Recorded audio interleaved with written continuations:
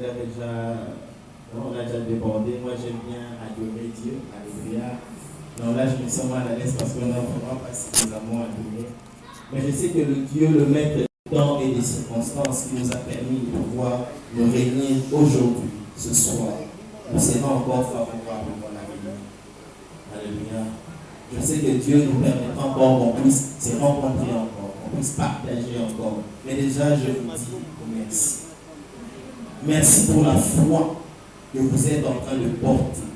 Merci pour la persévérance que vous êtes en train de manifester. Alléluia.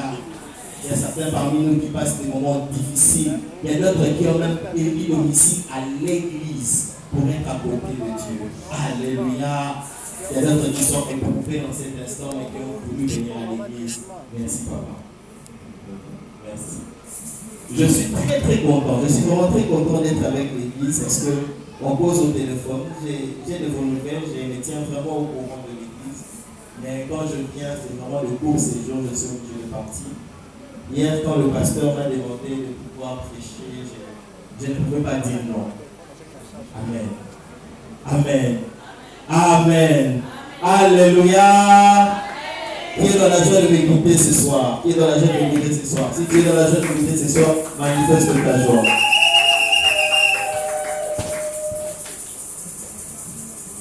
Nos soirées ont pour thème la montagne de solutions. Alléluia.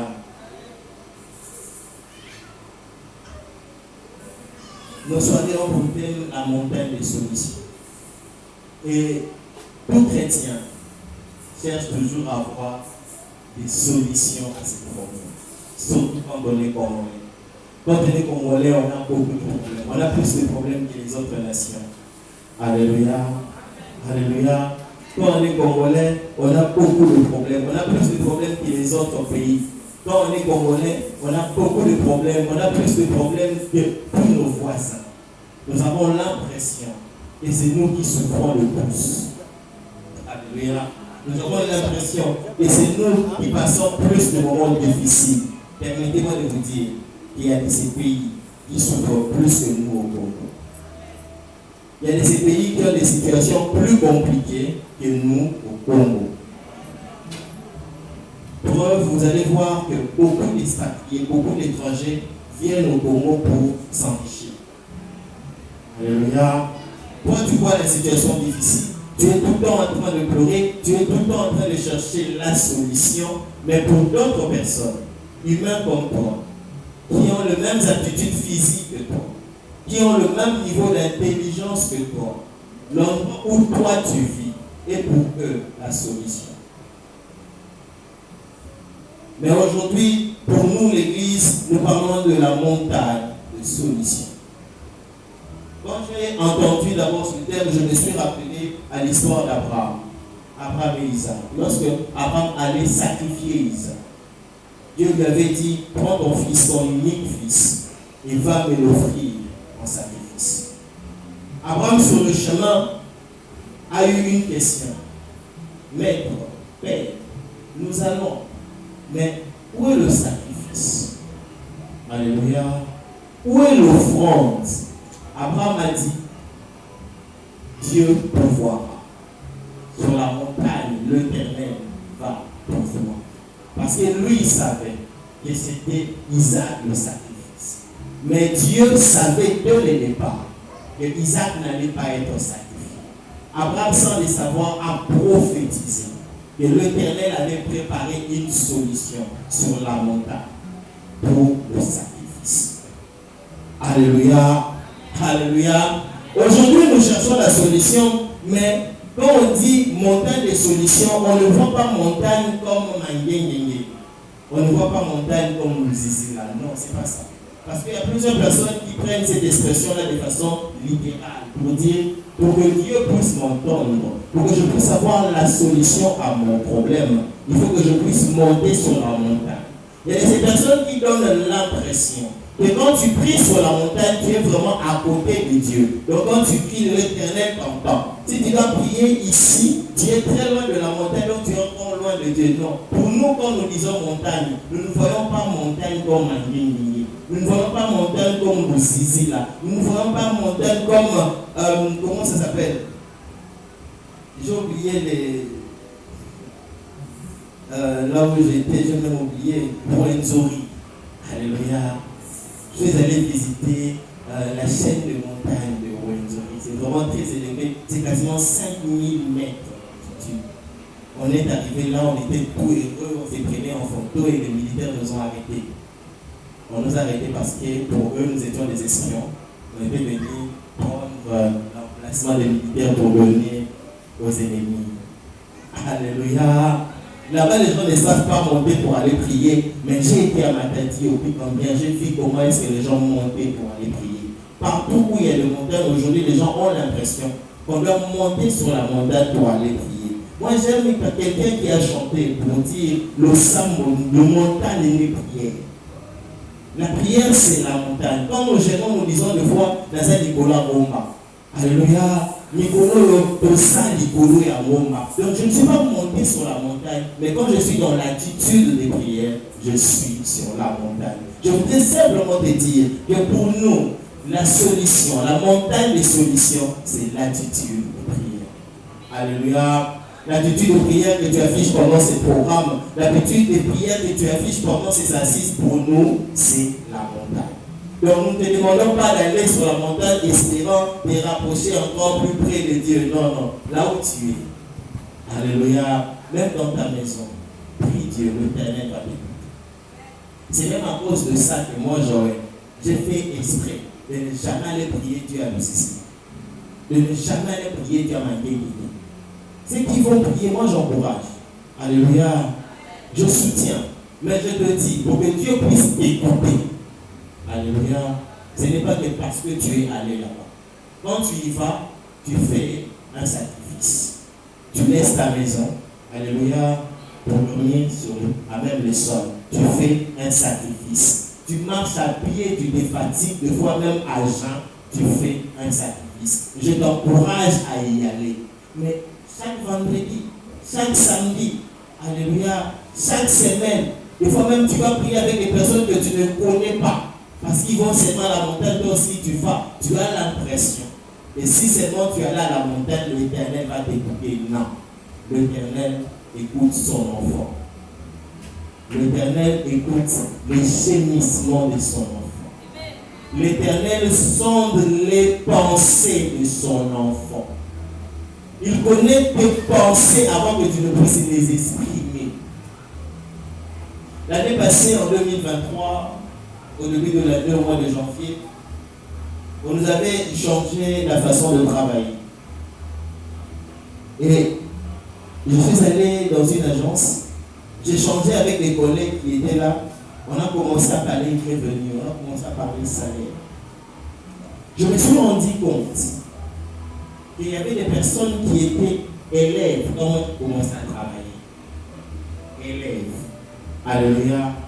Moi, j'ai commencé à travailler et ils étaient élèves. Aujourd'hui, en 2023, par concours des circonstances, lorsque le président Fati a changé la situation salariale des fonctionnaires, ils étaient mieux payés que moi. Alléluia. Je regardais, j'ai dit, Seigneur, je suis ton enfant. Je prie. Mais j'ai l'impression de stagner. J'ai l'impression que ma vie n'avance plus. Je stagne. Même si les gens voient que moi j'avance, moi je vois que je n'avance pas. Parce que quand je vois cette personne ici, avec l'âge qu'il a, le salaire qu'il a aujourd'hui est de loin par rapport au mien. Mais quand moi j'ai commencé à travailler, lui il était encore élève. Pas étudiant mais élève. Alléluia. Alléluia. Je ne suis pas allé à la montagne. Mais l'Éternel m'a ouvert une porte. Je ne suis pas encore arrivé, je n'ai pas mis dans la tête. Mais je me dis, l'Éternel m'a quand même répondu. L'Éternel m'a écouté. Je n'avais pas gêné. Je me souviens, j'étais étudiant, j'avais besoin d'argent. J'avais vraiment besoin d'argent. J'étais dans le besoin. Je ne savais pas auprès de qui demander. Toutes les portes j'avais frappé. Là, on pouvait m'aider, on ne savait plus m'aider. Non, on m'aidait souvent. Maintenant, les gens étaient bloqués. J'étais perdu. taxi-bus. Je venais de rompre là-bas, j'ai rentré à Misa. Mais le taxi-bus devait s'arrêter à Cité Verte. Triangle. Dans le taxi-bus, je me suis senti effondré en moi-même. Je dis, Seigneur, je suis ton enfant. Souviens-toi de moi. Souviens-toi de moi, je suis ton enfant. Je ne veux pas voler pour avoir cet argent. Mais j'en ai besoin. Et je cherche cet argent, non pas pour faire du mal, non pas pour m'enorgueillir, mais c'est quelque chose de vital pour moi. C'est pour l'université. Je suis dans le besoin. Je n'avais pas agi. Je ne suis pas venu à l'église chercher à ce qu'on puisse m'imposer la main. J'ai seulement exprimé les désirs de mon cœur. Je n'ai pas crié. J'ai parlé en moi-même dans le texte. Je n'ai même pas fermé les yeux. J'avais les yeux ouverts. Mais j'étais effondré en moi-même. L'Éternel entend. Tu vois, quand tu pleures là seul dans ta chambre, l'Éternel entend. Quand tu as honte que les gens qui vont entendre comment se moquer de ta bonne chose là, l'Éternel sait entendre. Notre Père est compatissant. Je ne sais pas combien de temps ça a pris, mais c'était en moins d'une semaine. J'ai trouvé une solution. J'avais oublié la prière que j'ai faite. Mais quand on m'a répondu, quand la porte s'est ouverte, c'est revenu dans ma tête, c'est comme un déclic. Je te souviens de la prière que tu as faite. J'avais prié, j'avais oublié. Alléluia. Là, il y a moyen à Bokisanga, le sang, on a sala la osana. Il y a quelqu'un qui a chanté ça. J'ai prié, j'ai oublié, mais l'Éternel a accompli. L'Éternel, c'est lui qui a accompli dans la vie de ces enfants. Je voudrais te dire que des fois, nous passons des moments difficiles et nous avons l'impression que Dieu nous a oubliés. Des fois, nous passons des moments difficiles et nous avons l'impression que si la chose ne s'accomplit pas dans nos vies, c'est parce que nous ne sommes pas allés à la montagne, c'est parce que nous n'avons pas gêné, c'est parce que nous ne sommes pas allés voir un homme de Dieu onctionné. Moi, je te dis non. Des fois, Dieu fait juste que le temps s'accomplisse. Des fois, c'est juste une question de temps. Des fois, c'est aussi parce que toi, en tant qu'homme, tu n'as pas le bon attitude. Mon thème de ce soir, c'est les attitudes d'un héros dans la foi. Alléluia. Les attitudes d'un héros dans la foi. Dans la Bible, nous avons beaucoup d'héros dans la foi. Dans la Bible, nous avons beaucoup d'héros dans la foi. Des personnes qui ont fait des prouesses, des personnes qui ont réalisé de grandes choses. Dans la Bible, nous en avons beaucoup. Mais j'ai pris principalement deux. Alléluia. J'ai pris deux dans des situations bien précises pour que nous puissions échanger. Parce que quelquefois, la chose ne s'accomplit pas. Parce que quelquefois, nous n'expérimentons pas la main de Dieu dans nos vies. Parce que nous sommes auteurs.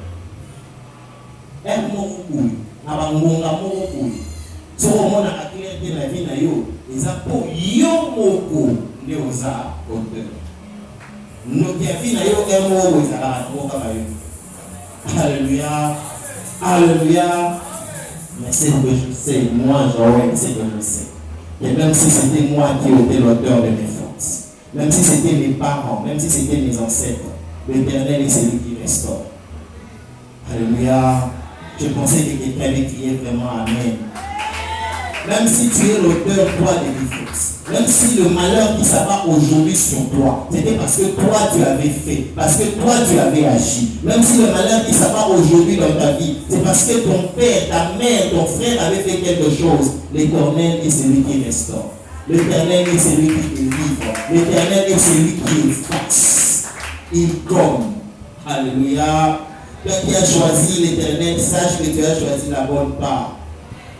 La très très bonne part. Nous allons lire dans 2 Samuel chapitre 9. Chapitre 2, pardon. 2 Samuel chapitre 2, le verset 9 et le verset 10. Nous allons lire la parole du Seigneur.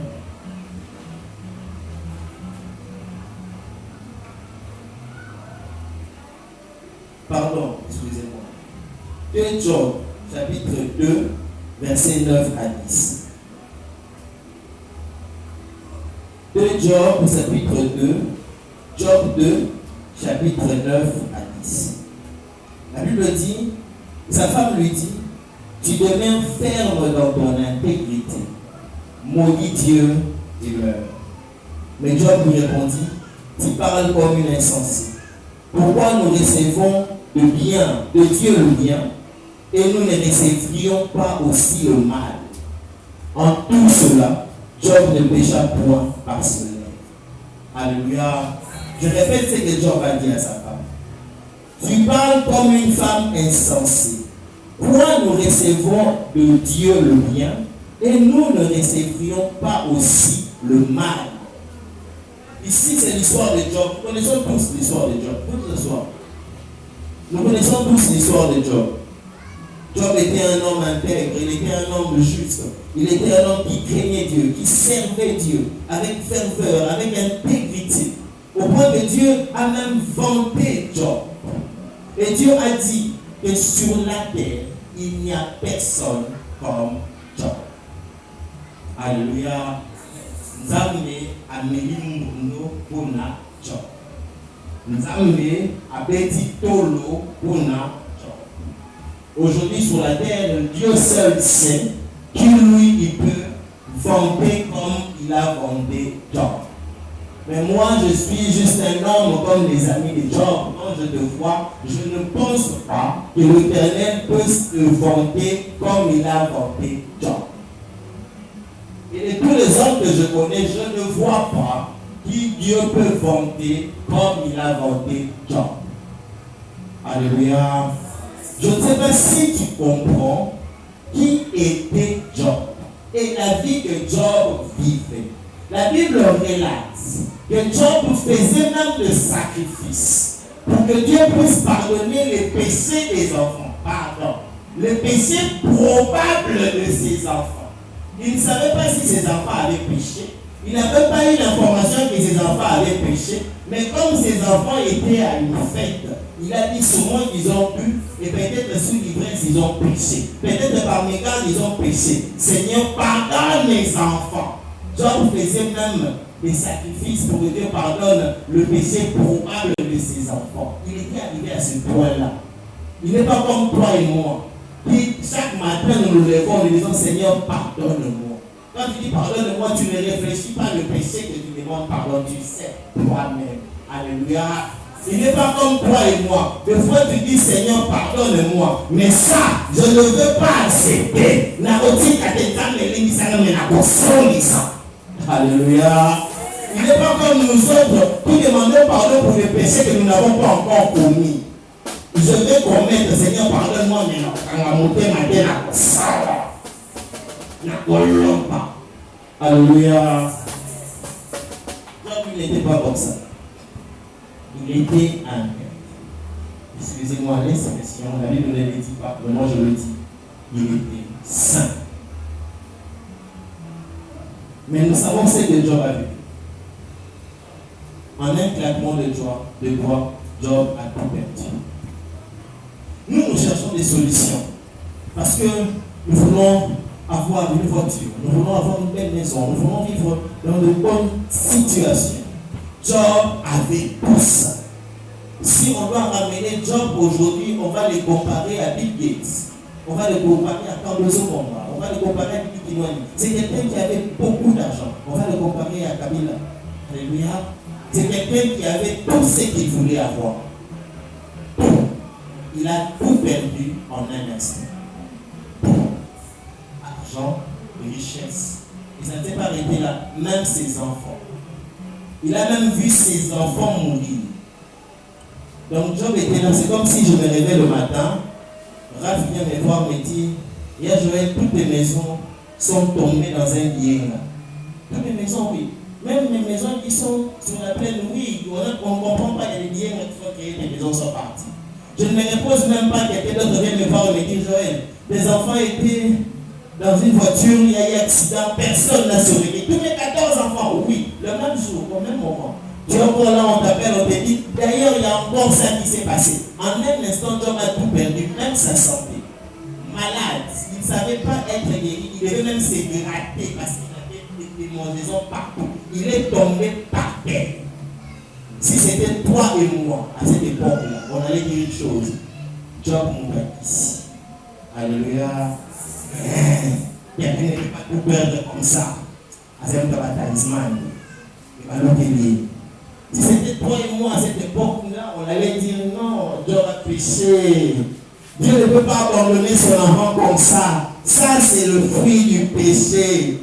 La Bible, c'est pas la Bible, je pense que c'est les hommes qui le disent. 99 jours pour les voleurs, 1 jour pour les propriétaires. Voilà. Dieu a manifesté ce que Job faisait dans le noir. Ce n'était pas ça. Si le malheur a atteint Job, c'est parce que Job était intègre. Si le malheur, l'extrême douleur que personne ne peut souhaiter dans sa vie, s'est manifesté dans la vie de Job, c'est parce que Job était saint. C'est parce que Job était dans le cœur de Dieu. C'est parce que Job était l'image que Dieu se faisait d'un enfant que lui aimait. Alléluia. Donc, c'est pas parce que le malheur t'atteint que tu as forcément péché. Ce n'est pas parce que le malheur atteint ton frère qu'il a forcément péché. Il y a aussi des personnes qui n'ont pas péché, qui n'ont pas commis des crimes, mais le malheur les a atteints. Nous parlons de preuves.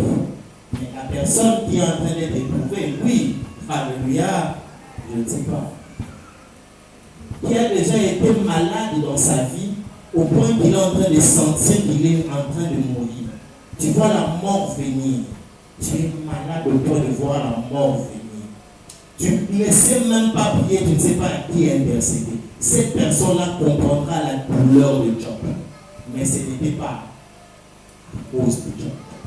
Alléluia. Si c'était nous aujourd'hui, on allait se dire, ah, les sorciers de la famille de Job sont puissants.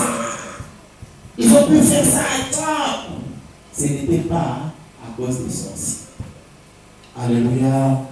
Ce que j'aime dans l'histoire de Job, c'est qu'on nous montre clairement comment est-ce que le combat spirituel se présente dans la vie de l'enfant de Dieu. Mais malheureusement, quand nous le lisons, nous ne constatons pas et nous ne le réalisons pas ainsi. Comment est-ce que dans la vie de l'enfant de Dieu, le combat spirituel se passe? Job a été écroué. Job a tout perdu. Et c'était le diable qui était derrière. Ce n'était pas l'oncle, ce n'était pas le démon du quartier, c'était Satan lui-même. C'est la Bible qui le dit. N'est-ce pas? C'était le diable qui était derrière. Le diable est venu, tous les enfants de Job sont morts. C'était le diable. Tous les biens de Job sont partis. C'était le diable à l'œuvre. Je ne sais pas qui le diable en personne combat. Nous ici, nous sommes combattus par nos oncles, par nos tantes, par les esprits supérieurs de nos quartiers. Alléluia. Nous sommes combattus par les liens des personnes avec qui nous sommes sortis, des femmes avec qui nous sommes sortis. Job, c'était le diable, Lucifer, tous malins, lui-même en personne. Alléluia. Mais ce que j'aime, c'est l'attitude de Job. Lorsque la femme de Job, je ne sais pas pourquoi est-ce que sa femme n'est pas morte. Je ne sais pas pourquoi est-ce que sa femme n'est pas tombée malade. C'est seulement celle-là qui est restée en bonne santé qui a dit à Job, pourquoi tu gardes ton intégrité? Ces paroles-là sont profondes. Donc malgré que Job avait tout perdu, malgré qu'il était malade, son entourage pouvait témoigner que Job gardait son intégrité. Alléluia. Alléluia. Alléluia. Combien de personnes ont perdu leur intégrité parce que simplement ils voulaient avoir le même téléphone que sa cousine, le même téléphone que son frère. Combien de personnes ont perdu leur intégrité parce que seulement ils souhaitaient être engagés là-bas? Il a même fait un faux CV, il a même mis de fausses informations, il a menti. Combien de personnes ont menti? Être malade, c'est non pour qu'on lui donne $10. Parce qu'il savait que s'il avait dit la vérité, il avait besoin de ces $10 là pour acheter des chaussures, on lui demandait de patienter. Genre, malgré qu'il avait tout perdu, il avait gardé son intégrité. Et là, c'est une autre personne qui le témoigne. Quand Dieu a dit à Satan, tu as vu mon serviteur Job, Dieu savait qui était Job. Alléluia. Alléluia. Et il lui dit, Job n'a pas péché. Il n'a pas péché en parole, malgré ses difficultés. Il y a un verset biblique qui dit, le malheur atteint souvent le juste, mais l'Éternel l'en délivre toujours. C'est que je voudrais que tu puisses comprendre aujourd'hui. C'est que quand le malheur vient devant le juste, avant que le malheur ne puisse t'atteindre, ça doit d'abord aller vers ton maître pour poser la question. Est-ce que tu m'autorises à aller dans la vie de maman Mantema? Alléluia. Le malheur ne peut pas venir frapper à ta porte comme ça. Ça doit d'abord aller dans la maison de ton maître pour dire, est-ce que tu m'autorises à aller dans la maison de papa Jacques? Maintenant, qui est ton maître? Si ton maître, ce sont les chefs coutumiers, alléluia, le malheur ira chez les chefs coutumiers. Vous demandez au chef coutumier, est-ce que tu m'autorises d'aller dans la maison de Songolo? Si ton maître, c'est le chef de famille, le chef de clan, le malheur ira auprès de ce chef-là pour lui dire, est-ce que tu m'autorises à aller dans la maison de Père? Moi, mon maître, c'est l'Éternel des armées. On m'a retiré de marmite de la famille. Moi, Joël, j'ai été retiré de marmite de la famille. Si le malheur vient me toucher et que va dans la maison du chef de famille pour dire, est-ce que tu veux que je touche Joël Maté au poulet? Le chef de famille va me chercher dans la marmite, va dire, bon, mais il est parti où? Je ne le vois pas. Alléluia. Avant que le malheur ne me touche, le malheur doit aller voir Dieu pour dire à Dieu, est-ce que tu m'autorises à toucher Joël Makemo? Dieu va lui dire, je vais le toucher, pourquoi? Tu ne vois pas que tu dois donner du travail, c'est pour ça qu'il te sert. Bon, touche-le, mais ne touche pas ça. Ne touche pas ça. Le diable est venu dans la vie de Job, combattre Job, éprouver Job avec des limites. Il avait des limites à ne pas dépasser, que Dieu lui avait donné. Alléluia. Le malheur atteint souvent les justes, mais l'Éternel est au milieu de tout et encadre tout. Il veille sur tout. Mais bizarrement, ce qui nous pousse à perdre les bonnes attitudes, c'est que nous oublions que l'Éternel est lui en même temps notre juge et notre avocat. Et l'Éternel est lui celui qui a les derniers mots. Nous pensons que les choses dépendent de foi de nous. C'est lui qui dépend de Dieu, ne dépend plus des hommes. C'est lui qui est en Dieu, n'a plus de problème entre les mains des hommes. Quel que soit ce qui lui arrive, c'est l'Éternel qui est en action. Dieu dit ceci à sa femme, quoi? Le bien viendrait de Dieu, mais quand le mal viendra de Dieu, le mal aussi vient de Dieu. Beaucoup de personnes ne supportent pas ce que je veux dire. Et le mal vient aussi de Dieu. Quand je prêchais chaque mercredi à l'église, j'avais pris une partie de mon message que je partageais sur internet où je disais le bien ou le mal vient de l'Éternel. Il y a parmi mes collègues quelqu'un qui me suit souvent. Il m'a écrit sur le WhatsApp pour me dire cherche-moi. Il n'y a point de mal en Dieu. Le mal ne peut pas venir de Dieu. Je lui dis, ma soeur, je ne peux pas contester ce que tu dis parce que c'est la Bible. Mais dis-moi, le mal dans ma vie viendra de qui? Le diable. Donc le diable peut me toucher sans que Dieu ne le sache. Alléluia. Le diable peut se lever le matin, c'est décider de venir me toucher Joël sans que Dieu ne le sache. Non, Dieu doit autoriser. Je me souviens toujours, on va rentrer dans notre message, mais pour que tu puisses avoir de bonnes attitudes dans les combats, tu vas comprendre ce que je dis maintenant. Je me souviens quand on s'était convertis. À l'époque, quand maman nous traînait à aller dans les groupes de prière, prier, on nous disait une chose, que celui qui est en Christ, quand il marche et que les sorciers le voient, ils ont l'impression de voir un feu marcher. Alléluia. C'est comme si c'était un feu qui marchait. Et des fois, ils ne savent même pas le regarder dans les yeux. Voilà pourquoi quand on était enfant, on nous disait, le cathar à mon ami sauté. Aujourd'hui, ça a changé. Les sorciers regardent vraiment les gens dans les yeux. Mais à l'époque, ils ne savaient pas regarder les gens dans les yeux, ils fouillaient. Moi, je pose toujours la question de savoir, c'est nous les chrétiens qui avons changé ou bien ce sont les sorciers qui sont devenus plus forts? Il y a même un magicien répandu qui avait dit, Vaut mieux tuer un poule qui marche dans la rue. Pardon, vaut mieux tuer un païen qui marche dans la rue qu'un poule qui marche dans la rue. Parce que ton poule là, quand tu le tues, son propriétaire va venir réclamer. Mais un païen, personne ne réclamera. Mais un chrétien, tu ne peux pas toucher.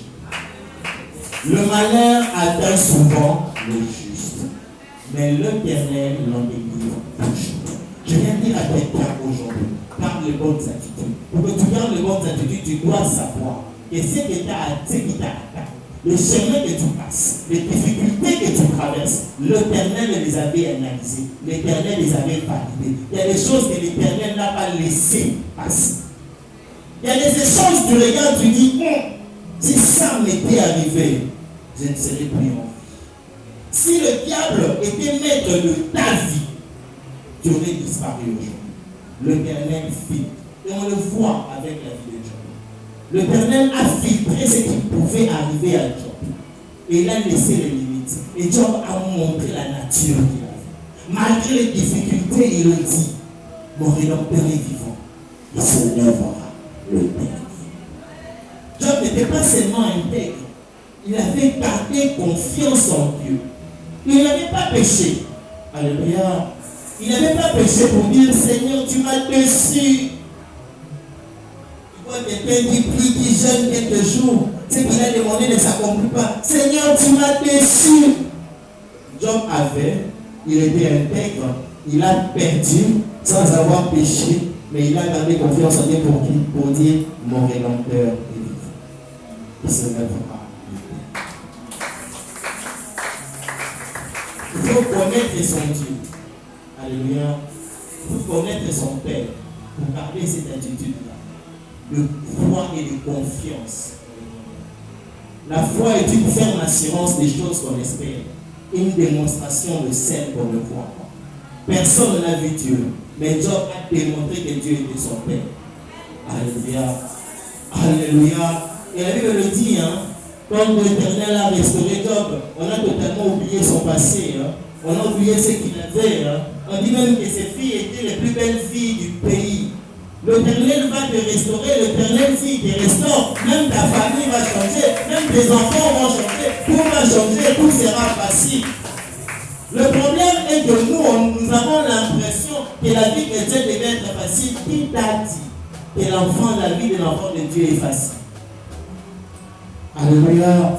Qui t'a dit que le chemin avec Dieu est facile? N'oublie pas Christ qui pose des fardeaux et vient porter ma croix.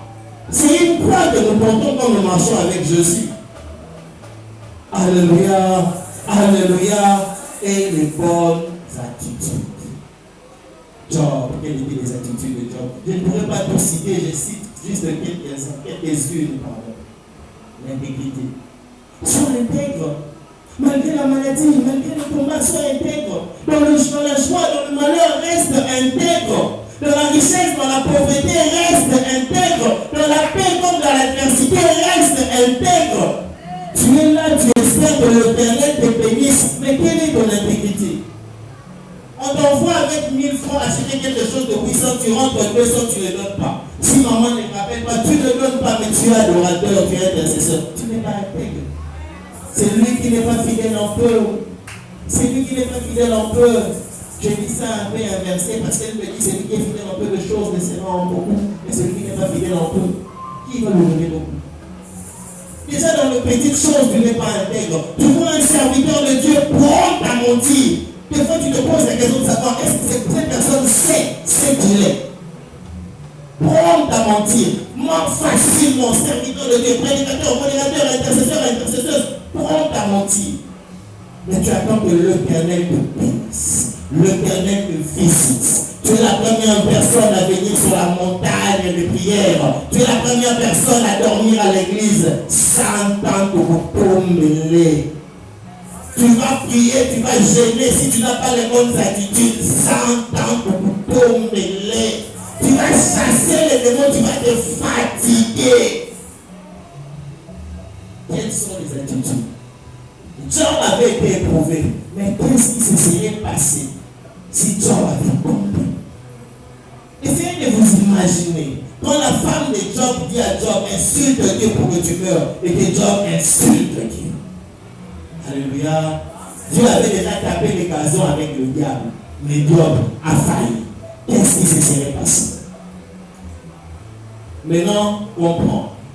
Et à chaque fois, toi, tu as failli.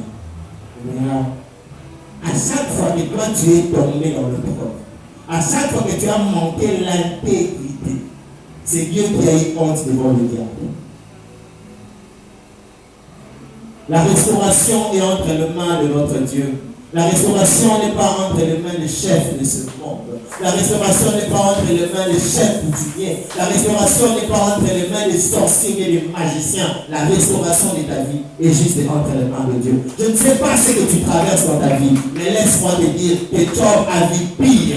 Je ne sais pas ce qui se passe dans ta vie, mais laisse-moi te dire que Job a vu 100 fois pire. Si l'Éternel l'a restauré, il est capable aussi de restaurer. Si l'Éternel l'a relevé, il va aussi te relever. Reste intact. Garde encore l'espérance. L'espérance ne ment jamais. On te demande le corps pour passer les classes. Accepte de redoubler. Accepte même de changer d'université. L'Éternel est celui qui ouvre les portes. Tu ne seras jamais en retard. Même si tu es en retard, il peut te donner l'onction d'accélération pour que tu puisses récupérer ton retard. Reste intègre.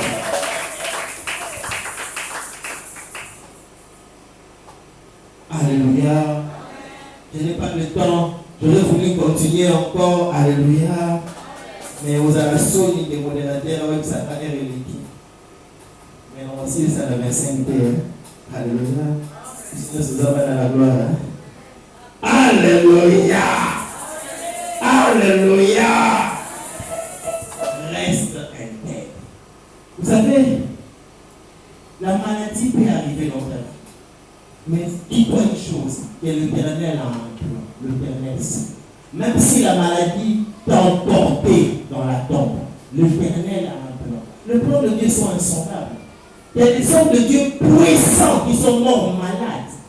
Ils guérissaient les gens mais n'arrivaient pas à se guérir eux-mêmes. Puissants. Le pasteur Guélon pourra vous citer même des exemples dans la Bible parce qu'il est très enseigné. Puissant. On ne parle d'un homme de Dieu qui est mort. Et quand on est en train de l'introduire à la mort, lui il est mort. Les malades sont guéris, les morts sont ressuscités, mais lui il est mort. Alléluia. Malade. Mais la maladie peut te toucher. La maladie peut toucher, venir dans ta vie. La pauvreté peut venir dans ta famille. Ça ne dit pas que tu n'as pas Dieu. Ça ne dit pas que Dieu t'a abandonné. Dieu a toujours un plan. Garde confiance dans le plan de Dieu. Je connais une servante de Dieu que j'estimais beaucoup. Elle était malade, gravement malade. La maladie a empiré, la maladie a empiré, la maladie a empiré. Elle est entrée à l'hôpital. La famille s'est réunie pour prier. Et les gens espéraient encore. Nous savions qui elle était. Et pour nous et pour Dieu. Nous savions l'intégrité qu'elle avait. C'était la personne pour qui on pouvait frapper la poitrine. On me raconte que sa dernière nuit, pendant qu'elle était à l'hôpital, luttant contre la maladie, celle qui était dans sa maison en train de prier, il y avait un de ses frères qui s'est levé et a partagé le message que Dieu lui avait dit. Dieu lui a dit, je viens prendre ma fille. Moi, je viens prendre ma fille. Mais ceux qui sont derrière sa maladie, je les frapperai aussi. Sa maladie était entre les mains des gens. Ce sont les sorciers qui avaient créé cette maladie-là. Mais c'est l'Éternel qui a pris sa fille. Dieu a vu que c'était le moment. Si Dieu décide de prendre son enfant à cause d'une maladie des sorciers, il est Seigneur, il est souverain. Mais ça n'a pas fait 2 mois. Ces sorciers-là sont partis à 2, l'un après l'autre. Et tout le monde a dit que l'Éternel qui les avait frappés. Je connais un homme qui est mort intègre mais rempli de dettes. La Bible le dit. Un prophète était mort, rempli de dettes, au point que ses créanciers sont venus prendre ses enfants pour les amener en esclavage. Dieu a permis que son serviteur qui était intègre meurent avec des bêtes. Mais Dieu n'a pas permis que ses enfants aillent en esclavage parce que l'Éternel avait un plan. Le plan de Dieu sont insondables. Tu ne connais pas le plan de Dieu. Même devant la porte de la mort, l'Éternel peut agir. Même après ton départ, l'Éternel peut agir. Il peut encore faire un miracle. Et ça, c'était l'espoir de Job. Job dit, même si je mourrais aujourd'hui, je vais rencontrer Dieu. Je passerai en jugement devant lui. Je sais que je suis sans péché. Ne pêche pas. Ce qui n'a pas fait. L'Éternel est le Père des orphelins. Il n'est pas le mari de veuve. Il est le protecteur de veuve. Alléluia. Il est le Père des orphelins, le protecteur de veuve. Si je meurs aujourd'hui, il va prendre en charge ma famille. Et je pêche seulement. Non, meurs. L'Éternel prendra en charge ma famille. Je n'ai jamais vu un juste abandonné, ni sa descendance mendiant son pain. Si le juste meurt, sa descendance ne mendiera pas son pain. C'est ce que ça veut dire. Tu meurs, tu n'es pas abandonné par Dieu. Ce n'est pas parce que tu n'as pas mangé aujourd'hui que Dieu t'a abandonné. Alléluia. Alléluia. Je vais prendre le second héros.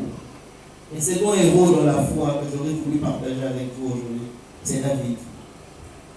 C'est parmi l'une des parties les plus sombres de la vie de David. Cet homme qui était selon le cœur de Dieu, cet homme que Dieu aimait énormément, a aussi traversé un moment très difficile, très compliqué. 2 Samuel chapitre 12. 2 Samuel chapitre 12 à partir du verset 8. Nous lisons la parole de Dieu. Je t'ai mis en possession de la maison de ton maître. Ici c'est Dieu qui parle à David. Je t'ai mis en possession de la maison de ton maître. J'ai placé dans ton sein les femmes de ton maître. Et je t'ai donné la maison d'Israël et de Juda. Et ceci a eu été peu. J'aurais encore ajouté. Si cela a eu été peu, j'aurais encore ajouté. Pourquoi donc as-tu méprisé la parole de l'Éternel en faisant ce qui est mal à ses yeux? Tu as frappé de l'épée Uri le Héthien. Tu as pris sa femme pour en faire ta femme. Et lui, tu l'as tué par l'épée des fils d'Ammon. Maintenant, l'épée ne s'éloignera jamais de ta maison. Parce que tu m'as méprisé. Et parce que tu as pris la femme d'Uri le Héthien pour en faire ta femme. Ainsi parle l'Éternel. Voici, je ferai sortir de ta maison le malheur contre toi. Et je vais prendre sous tes yeux tes propres femmes pour les donner à un autre qui couchera avec elle à la vue de ce soleil, car tu as agi en secret, et moi je ferai cela en présence de tout Israël à la face du soleil. Ici, c'est l'histoire de David.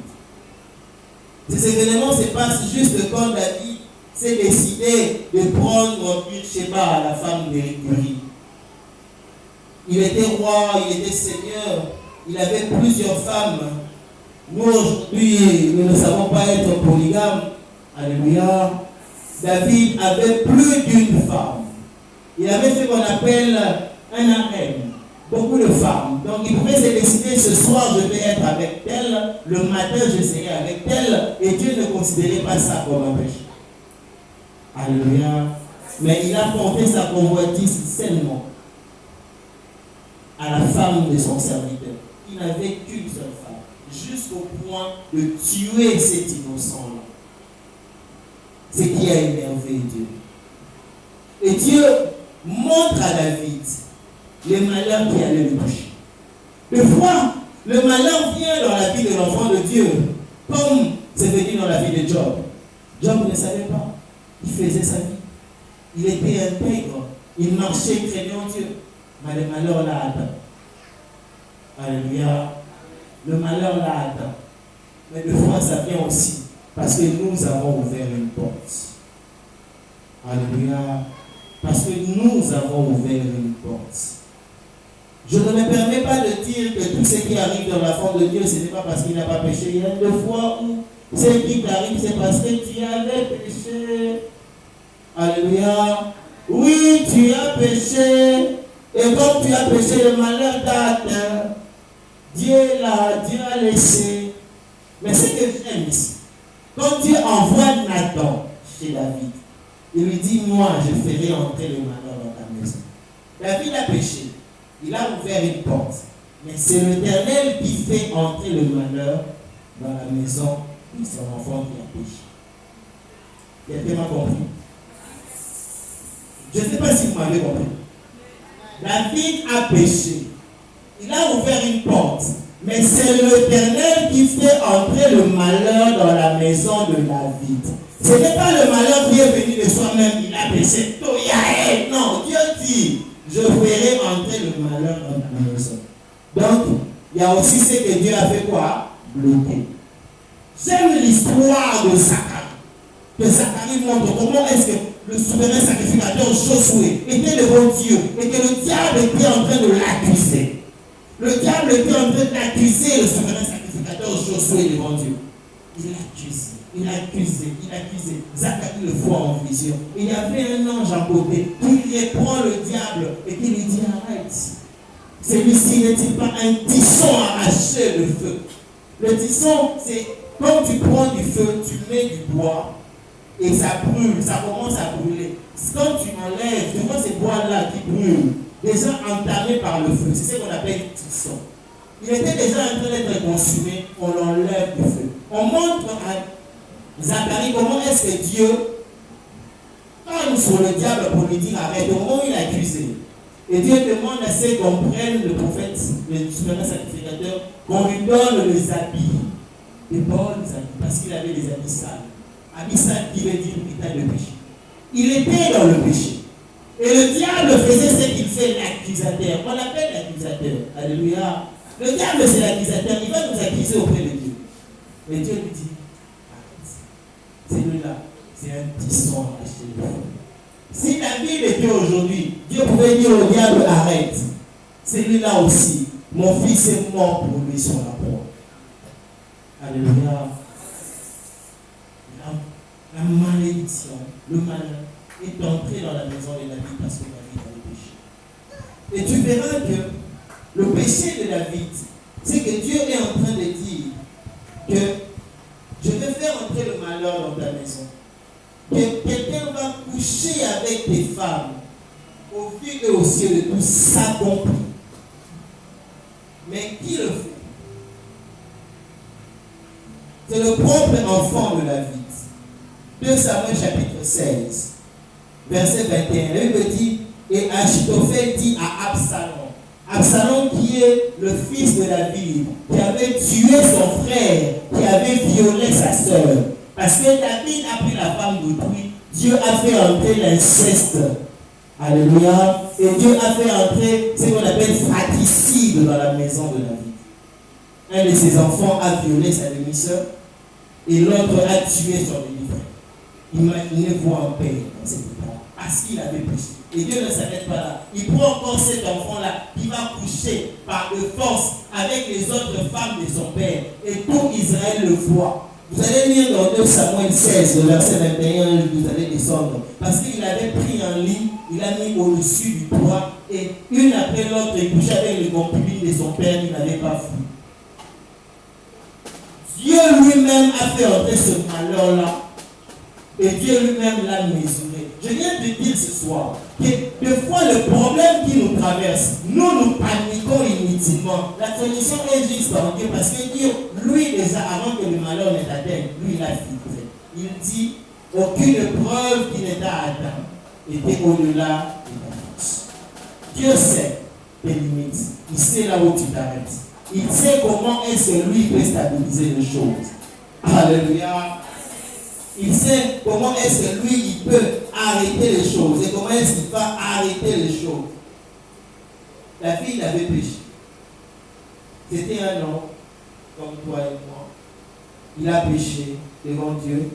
Mais ce que j'aime, c'était l'attitude de David. Nous allons lire dans 2 Samuel 16, le verset 9. La Bible dit, alors Abishai, fils de Tsunja, dit au roi, pourquoi ces chiens morts maudit-il le roi, mon Seigneur? Laisse-moi, je prie, aller lui couper la tête. Là, David est en train de fuir sa maison parce que son enfant s'est rebellé contre lui. Son enfant a réuni des militaires, des gens, le peuple contre lui. Et David fuit son palais. En fuyant, il y a un des descendants de Saül qui vient pour insulter David. Et le traiter d'homme de guerre, d'homme méchant. Il vient l'insulter. Et parmi les proches de David, un lui dit, laisse-moi le tuer. David lui dit,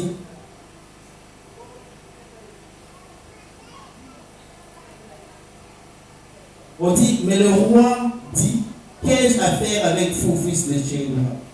S'il maudit, c'est que l'Éternel lui a dit, maudit David. Qui donc lui dira, pourquoi agis-tu ainsi?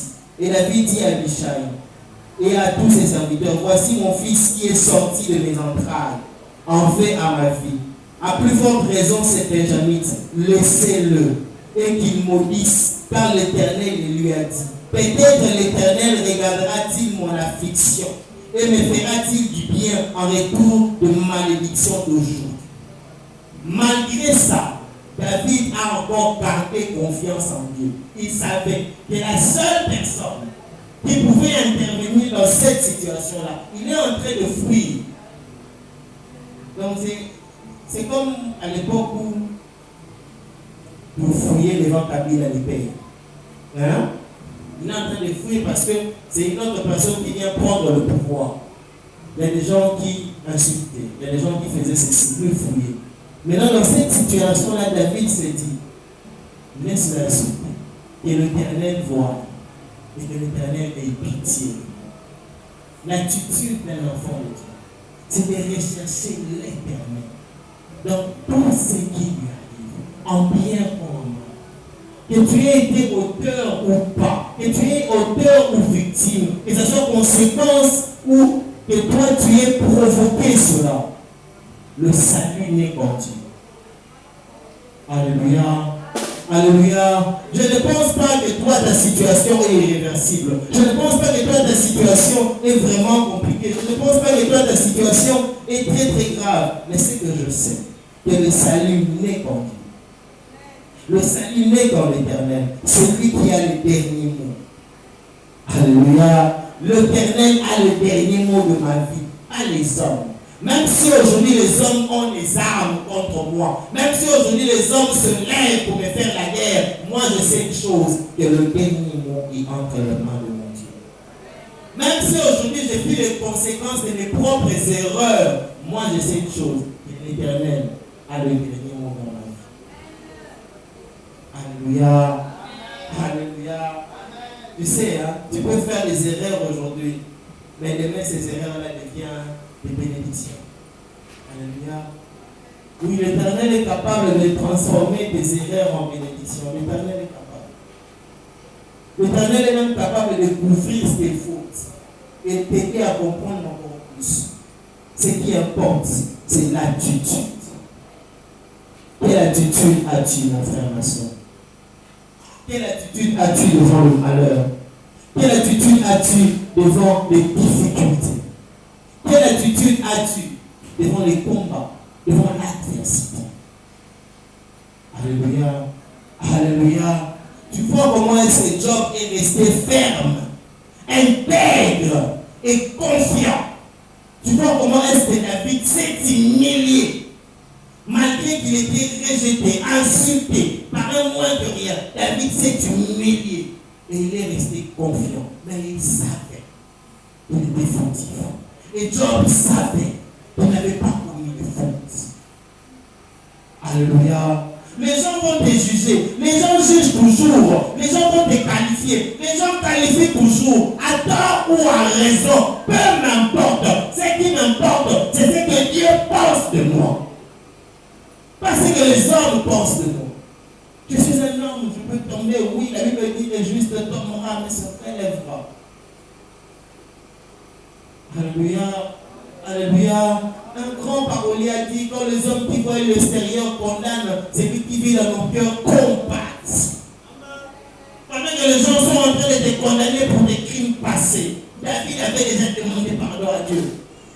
Quand on est venu le voir, il avait demandé pardon à Dieu. Il vivait les sentiments, il avait demandé pardon à Dieu. Mais les gens étaient en train de le condamner à tort ou à raison. Mais il avait déjà réparé et écouté son Dieu. Il est resté humble. Ah, Seigneur, j'avais demandé pardon pour quelqu'un qui a rempli. Non, David est resté humble, implorant la main de Dieu. Personne ne connaît le projet de Dieu. Qui pouvait s'imaginer que la bénédiction de Joseph était en Égypte, non pas dans la maison de Potiphar, mais en prison? Qui? Alléluia. Alléluia. Qui pouvait s'imaginer que la bénédiction de Joseph n'était pas dans la maison de son père, parmi ses frères, mais en tant qu'esclave, prisonnier, oublié? Dieu a un plan.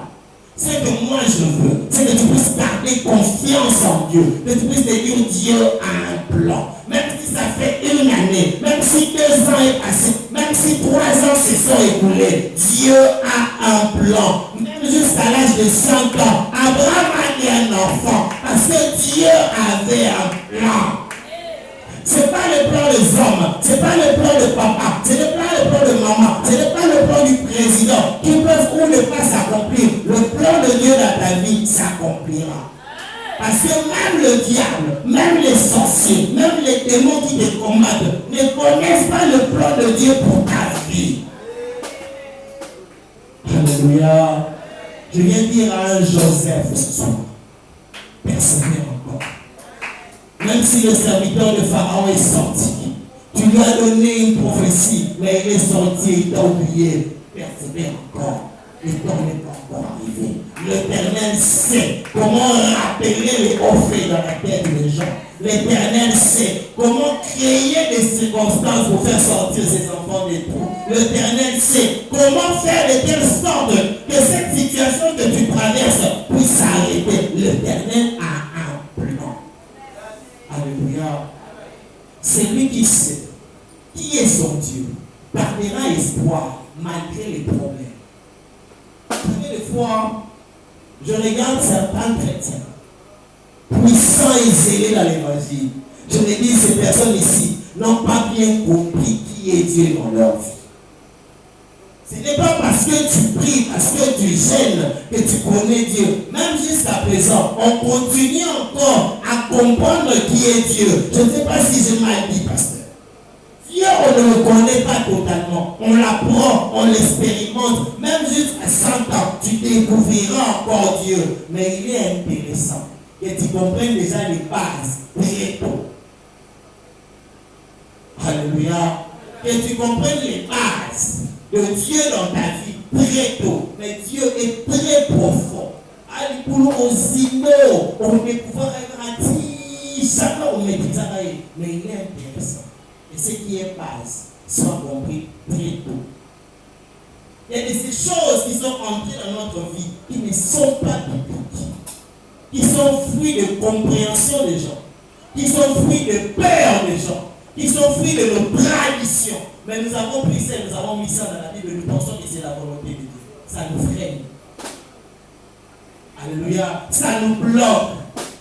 Quand j'étais enfant, on m'a dit, papa, on est banzambe assez. Je cherche ça dans la Bible, je ne trouve pas ça encore. Si quelqu'un là donne-moi ça, tu vas m'aider. Pour moi, on ne peut pas.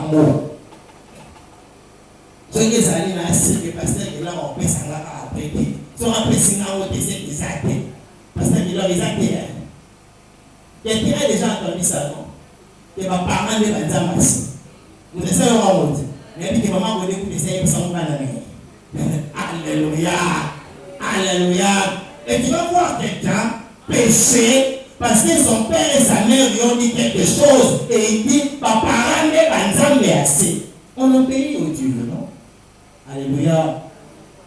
Il y a d'autres personnes qui nous ont dit Koyemba, ils ont beaucoup de la maladie balée. Ça aussi, je cherche dans la Bible, je n'ai pas encore trouvé. Je n'ai pas dit que ça n'y est pas. Si toi tu l'as, tu me donnes. Alléluia. Alléluia. Il y a plusieurs choses qui sont des slogans, qui sont des pensées humaines, de compréhension erronée des gens, que nous aujourd'hui, filles chrétiens, nous considérons comme parole de Dieu. Si tu apprends les bases de Dieu très tôt, alléluia, ce sont des bons fondements qui vont te permettre d'aller loin dans la vie de Dieu. Si Job connaissait Dieu comme toi et moi aujourd'hui, dans dans cette épreuve-là, Job n'allait pas réussir. Il n'allait pas voir que c'est l'Éternel qui a le dernier mot. Il allait dire, les démons sont puissants et ils m'ont atteint. Alléluia. Je préfère ne pas aller loin. Ici, il y a beaucoup de personnes qui sont sensibles dans ce que je veux dire. Ce n'est pas le thème d'aujourd'hui. Alléluia. Alléluia. Les attitudes d'un héros dans la foi. Mon frère, ma soeur, je vais t'inviter à avoir des attitudes que j'ai résumées. Ce sont ceux que je parlais tout au long sans les énumérer. Maintenant, je vais les énumérer.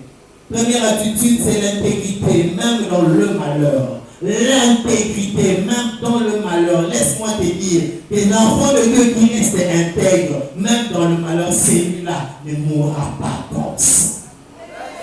Même si un homme de Dieu puissant n'est pas venu à ton secours, l'Éternel est celui qui voit. Il sait voir dans l'ombre. La Bible dit, il voit un fourmi noir dans un trou noir. Même dans la nuit, lui, il sait voir. Il interviendra. Même si un homme de Dieu puissant n'a pas imposé la main, l'Éternel peut le faire venir de loin.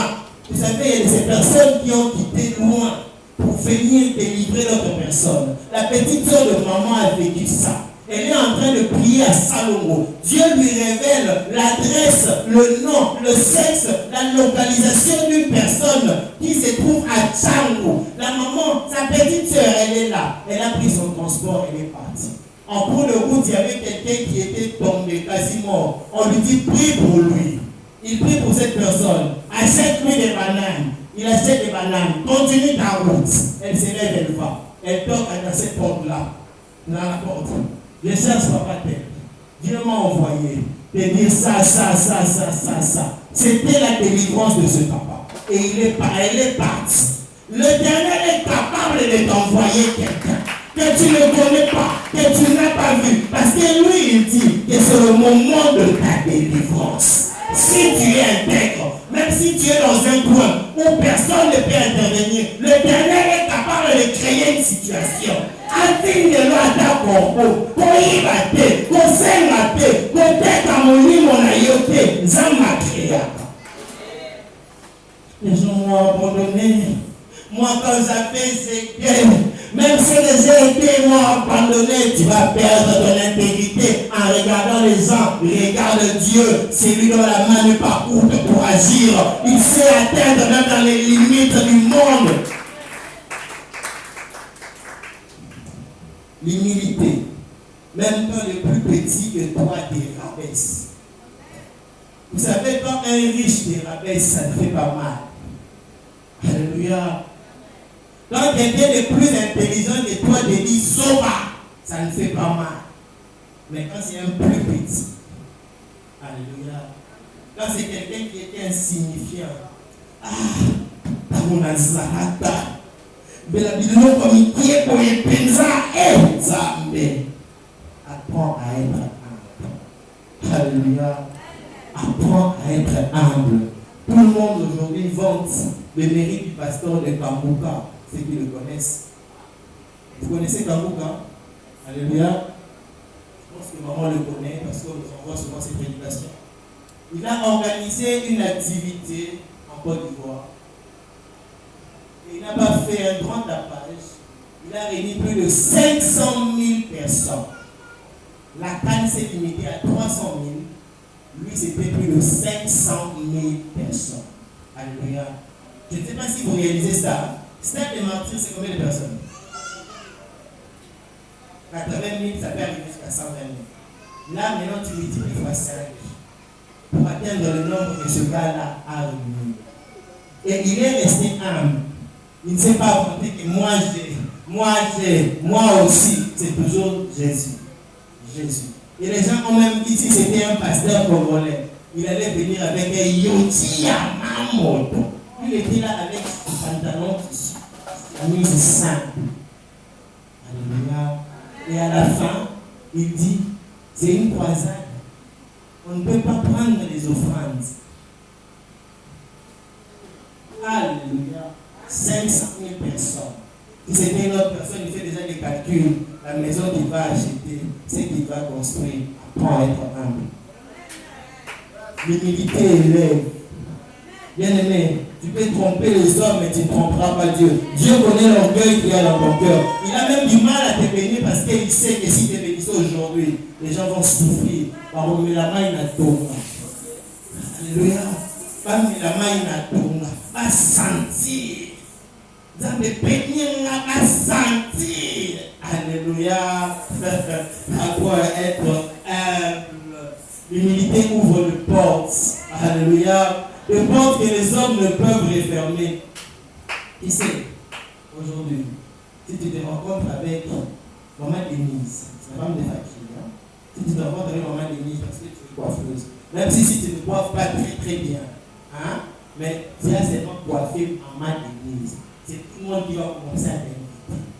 On ne va plus te payer $10. Non. Alléluia. L'homme peut te faire changer de dimension, l'homme peut te faire changer de vie. Mais ces personnes aujourd'hui, si tu les rencontres, ta vie change. Maintenant, c'est Dieu. Alléluia. Nous, on parle maintenant de Dieu. C'est lui qui est le roi des rois, qui est le Seigneur des seigneurs. C'est lui qui tient le cœur du roi entre ses mains comme l'eau. Il peut le changer de direction. C'est celui-là qui a le dernier mot dans ta vie. Et lui, il fait une chose, voir ton humilité. Et tu aimes. Promptitude à se repentir. J'ai fini. Alléluia. Je parle, j'ai dit, je dois quand même vous donner que des souvenirs. Berger Joël, lui qui crie l'État, il a débordé. On est tous enfants de la gloire. Alléluia. Promptitude à se repentir. Un enfant de Dieu doit être prompt à se repentir. Et je parle d'un repentir sincère. Un enfant de Dieu doit être prompt à se repentir. Dieu ne va pas te lever, mais toi tu as encore des... Alléluia. Il y a des personnes aujourd'hui que Dieu ne bénit pas totalement parce que tu as encore des... Je ne vais pas parler beaucoup parce que les temps ont passé, mais si vous regardez les exemples de Dieu aujourd'hui, tu regardes et tu te dis, est-ce que ces personnes ont vraiment connu le Seigneur? Parce que scandale après scandale, mais la personne qui est là veut toujours s'afficher, veut toujours qu'on parle de lui, et veut toujours être à la chien, prêcher. La Bible ne dit pas que maudit soit celui par qui le scandale arrivera.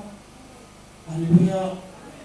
Et c'est toujours ça, la même chose continuellement. Est-ce que ces personnes-là se répandissent? Pire, d'autres changent même l'évangile, donnent même une autre compréhension de l'évangile pour justifier leurs égarements.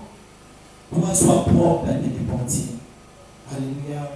Sois propre à te repentir. Nous sommes humains, nous tomberons, mais soyons prompts à te repentir. Dernier point, confiance en Dieu malgré tout. Alléluia. Garde confiance en Dieu malgré tout. Même si tu as tout perdu, garde confiance en Dieu. La Bible dit, vaut mieux un chien vivant qu'un lion mort. Tant que tu n'es pas encore mort, même si les puissants sont partis, toi simple échec, simple modo, oh tu es resté, l'Éternel peut faire de toi le puissant de demain. Garde confiance en Dieu. Même si là où tu pouvais toucher, les personnes qui pouvaient intervenir pour toi sont aujourd'hui parties, l'Éternel est celui qui ouvre toujours les portes. Garde confiance en Dieu. Je veux que toi, tu puisses te dire, mon Rédempteur est vivant. Il se lèvera le dernier. Nous sommes coupés dans la prière. Tu vas prier Dieu selon le message que tu as entendu ce soir. Tu vas montrer à Dieu ton cœur. Tu vas montrer à Dieu là où tu as failli. Tu vas montrer à Dieu là où tu es tombé. Tu vas montrer à Dieu tes limites et demander à Dieu de te changer. De te donner de bonnes dispositions. De te donner le cœur qu'avait Job dans l'épreuve pour garder confiance en lui.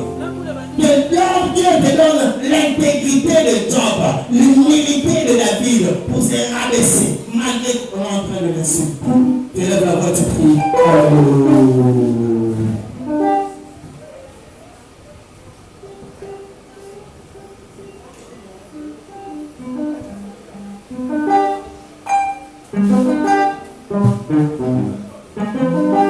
Que l'Éternel te donne le fruit de l'esprit ce soir. bonnes dispositions qui te permettront d'être réellement appelé enfant de Dieu. D'être réellement appelé de Dieu.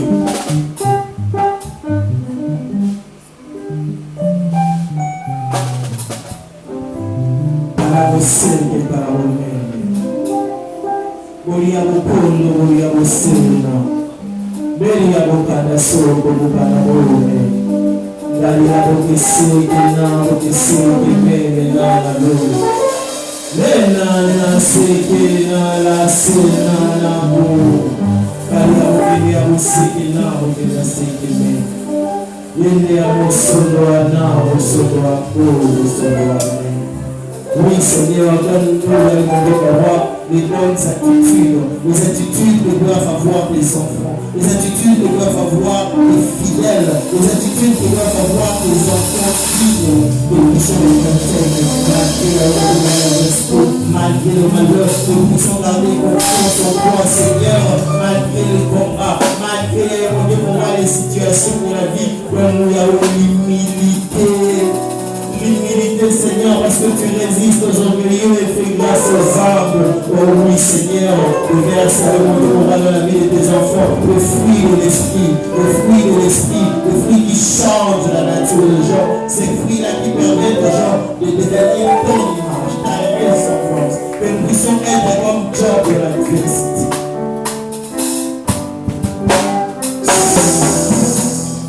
Bien-aimé, la maman, aujourd'hui, les familles, Talisa nzambe limota na yo, talisa nzambe vina yo, talisa nzambe na defi oyo zanango, yebisa ye, yemne azana liloba ya suka, yemne aza mokokisi na nyonso, esika baka mokili makoki te, ye akoki, ye afuola ekute, alléluia.